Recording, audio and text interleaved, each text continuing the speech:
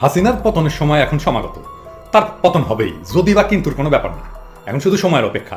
তাকে যে ক্ষমতা ছেড়ে চলে যেতে হচ্ছেই তার ইঙ্গিত আমরা চারপাশে কিন্তু দেখতে পাচ্ছি। যাদের বোধহয় মানুষের উপর, জনগণের উপর আস্থা নাই, বিশ্বাস নাই, তারাই নির্বাচন বানচালের একটা চেষ্টা করে যাচ্ছে।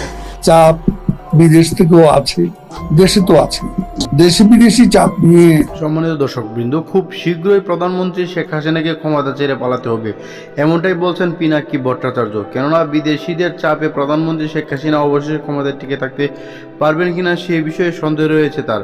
প্রিয় দর্শক, এই ভিডিওতে আরও দেখতে পাবেন যে প্রধানমন্ত্রী কেন বাংলাদেশের চাপ এবং বাইরের দেশের চাপের কারণে ক্ষমতা ছেড়ে যাবেন সেই সম্পর্কে বিস্তারিত জানতে পারেন এই ভিডিওতে। ভিডিওটি অত্যন্ত গুরুত্বপূর্ণ, তাই না টেনে সম্পূর্ণ ভিডিওটি দেখবেন। চ্যানেল নতুন হলে পরবর্তী আপডেট ভিডিও পাওয়ার জন্য সাবস্ক্রাইব করে পাশে থাকা বেল বাটনটিকে অন করে দিবেন। প্রিয় দর্শক, একটি লাইক দিয়ে দেখতে থাকুন সম্পূর্ণ ভিডিওটি। চাপ বিদেশ থেকেও আছে, দেশে তো আছে। নিম্ন আয়ের, স্বল্প আয়ের মানুষদের কষ্ট হচ্ছে, এই কষ্ট লাঘব করা দরকার।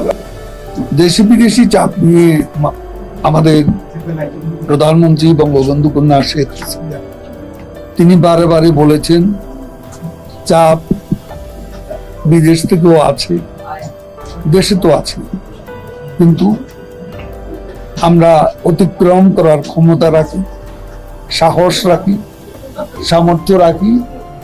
আমাদের শক্তির উৎস বাংলাদেশের জনগণ। আমাদের সম্পর্ক মাটি আর মানুষের সাথে।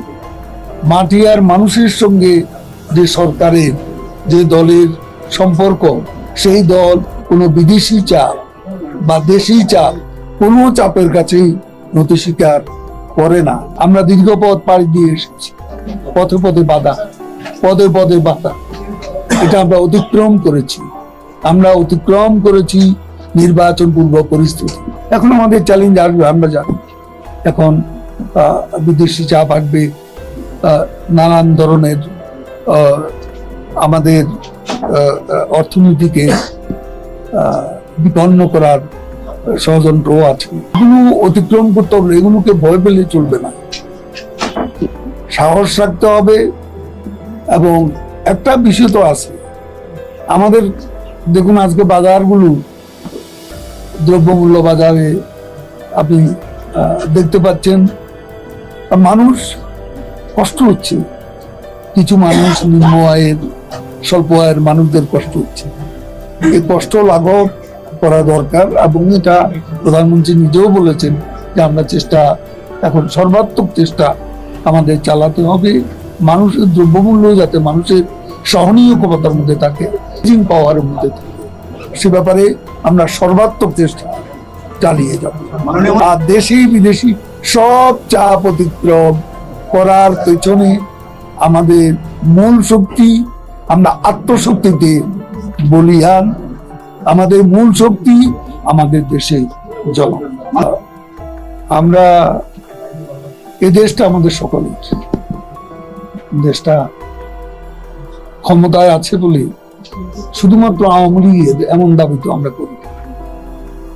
কাজে আজকে সবারই উপলব্ধি এবং শুভবোধ হওয়া দরকার যে ষড়যন্ত্র দেশকে উন্নত করার, সমৃদ্ধ করার কোনো রাস্তা নেই। তো ওবায়দুল কাদের এখানে যে বক্তব্য দিলেন, তাদের দলের সপক্ষে অনেক কথাই বলছেন, তবে বাহিরের যে একটা চাপ রয়েছে সেটা কিন্তু আমরা স্পষ্টভাবে বুঝতে পারি। প্রধানমন্ত্রী শেখ হাসিনা তিনি যে বলছিলেন যে আমেরিকার লজ্জা নাই, এই কথাটা তিনি কেন বললেন? তারা চাইলে যে কাউকে ক্ষমতায় বসিয়ে দিতে পারে, এটা প্রধানমন্ত্রী শেখ হাসিনা নিজে স্বীকার করলেন। কেন স্বীকার করলেন, চলুন তার ব্যাখ্যাটা একটু জেনে আসি। আমেরিকার লজ্জা নেই, কখন কাকে ক্ষমতা বসায় তার ঠিক নাই, এইটা শেখ হাসিনার বক্তব্য। টুঙ্গিপাড়ায়, গোপালগঞ্জের টুঙ্গিপাড়ায় তিনি এই কথা বলেছেন এবং সেখানে এটি বলতে যে আরো বেশ কিছু কথা বলেছেন। যেমন তিনি বলেছেন যে আমাদের ভূখণ্ডকে ব্যবহার করে কেউ অন্য দেশের ভূখণ্ডকে অ্যাটাক করবে, সেটা আমরা হতে দিব না। আমরা ছোট দেশ হতে পারি, কিন্তু আমরা শান্তিপূর্ণ অবস্থানে বিশ্বাস করি। এটাও বলেছেন যে একজন নারী হিসেবে তিনি পাঁচবার একটি দেশের ক্ষমতায় আছেন, এটা অনেকেই পছন্দ করে না। সেজন্য ক্ষমতায় আসতে দিতে তারা যেন নির্বাচন না করতে পারে, সেজন্য কিছু দেশ এবং অভ্যন্তরে কিছু মানুষ চেষ্টা করেছে এবং তাদের সেসব চেষ্টা বানচাল হয়েছে বলে তিনি উল্লেখ করেছেন। এই বিষয়টি এমন সময় যিনি বলছেন যখন নির্বাচনটা তিনি করে ফেলেছেন এমন একটা ভাবে, এমন একটা সময়, এবং নির্বাচন করার পরে এই প্রথম তার জীবদ্দশায় কোনো নির্বাচনকে পশ্চিমা বিশ্ব, বিশেষ করে যুক্তরাষ্ট্র এবং ব্রিটেন, ইউরোপীয় ইউনিয়ন, অস্ট্রেলিয়া এবং কানাডা একযোগে তারা মোটা দাগে বলেছে যে এটি ফ্রি অ্যান্ড ফেয়ার হয়নি। এখন ফ্রি অ্যান্ড ফেয়ার হয়নি আর এই নির্বাচনে তোমাকে মানি না, এই দুটোর মধ্যে তফাৎ আছে। শেখ হাসিনাকে কেউ বলে না যে তোমাকে আমরা মানি না, কিন্তু যখন একজন ব্যক্তিকে তার কৃতকর্মের জন্য আপনি সরাসরি পানিশ করবেন, সাথে সাথে তাকে শাস্তি দিবেন, আর যদি আপনি তাকে বলেন যে ঠিক আছে তুমি যেটা করেছো এটা ঠিক হয়নি, এটি সংবিধান বিধিবদ্ধ হয়নি, এবং কিন্তু তোমাকে আমরা কিছু বলছি না, তার অর্থ এই যে একটা ভয় জিয়ে রাখা, এবং সেই ভয়ের মধ্য দিয়ে প্রধানমন্ত্রী দিন পার করছেন। সেটি আমাদের বিশ্লেষণ নয়, আমার বিশ্লেষণ নয়, এটা শেখ হাসিনার বক্তব্যের মধ্য দিয়ে প্রমাণিত হচ্ছে। এখন এটি প্রমাণিত হচ্ছে কিনা সেটি আজকের আলোচনা, যে শেখ হাসিনা নার্ভাস সরকার গঠন করার পরেও, সেটি একটু আলোচনা করব। দেখুন, দূরের যে কাশবন সেটি দূর থেকে অবশ্যই ঘন দেখায়। আপনি দূর থেকে যখন কাশবন দেখাবেন তখন দেখবেন যে কাশবন একেবারে ছেয়ে আছে ফুলে ফুলে, এবং সেখানে তিল ধারণের ঠাঁই নেই। কিন্তু যখন আপনি কাশবনের ভিতরে যাবেন তখন আপনি দেখবেন যে কাশবনের ভিতরে অনেক ফাঁকা জায়গা থাকে। মাথার ভিতরে যেমন দূর থেকে অনেক চুল ঘন দেখায়, কিন্তু অনেক টাক বোঝা যায় যখন আপনি কাছ থেকে দেখেন।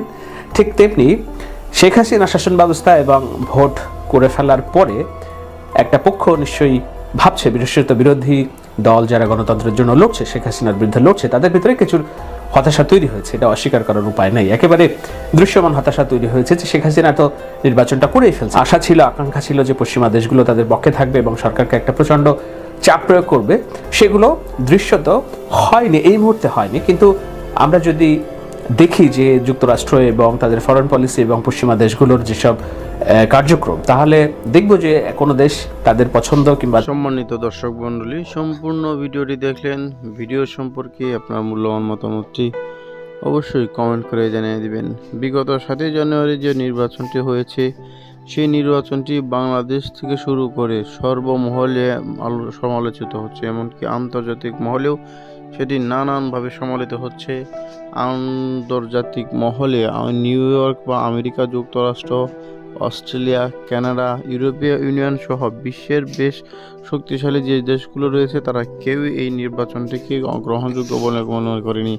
অন্যদিকে যারা জাতিসংঘ বলছে বাংলাদেশে যে নির্বাচনটি অনুষ্ঠিত হয়েছে সেটি গণতন্ত্রের ধারাকে অনুসরণ করে নির্বাচন হয়নি, সেখানে সব দল অংশগ্রহণ করেনি। বিশেষ করে প্রধান বিরোধী শক্তিশালী দল বিএনপি অংশগ্রহণ না করায় নির্বাচনটিকে কোনোভাবেই গ্রহণযোগ্য, সুষ্ঠু এবং নিরপেক্ষ নির্বাচন বলা চলে না। অন্যদিকে সামাজিক যোগাযোগ মাধ্যম থেকে শুরু করে বিভিন্ন টিভি চ্যানেলে নির্বাচনের যেই চিত্র তুলে ধরা হয়েছে তাতে বোঝা যাচ্ছে নির্বাচনটি কারচুপিপূর্ণ হয়েছে এবং সেখানে ভোটের সংখ্যা খুবই কম এবং মাত্র 6 থেকে 7% ভোট পড়েছে বলে ব্রিটিশ পর্যবেক্ষকরা উল্লেখ করেছেন। অর্থাৎ সব কিছু মিলে এই নির্বাচনটি আন্তর্জাতিকভাবে গ্রহণযোগ্যতা পায়নি। প্রিয় দর্শক, নির্বাচন সম্পর্কে আপনার মূল্যবান মতামত অবশ্যই কমেন্ট সেকশনে জানাবেন। এখনকার মতো বিদায় নিচ্ছি, কথা হচ্ছে পরবর্তী ভিডিওতে। সে পর্যন্ত ভালো থাকবেন, সুস্থ থাকবেন। আসসালামু আলাইকুম।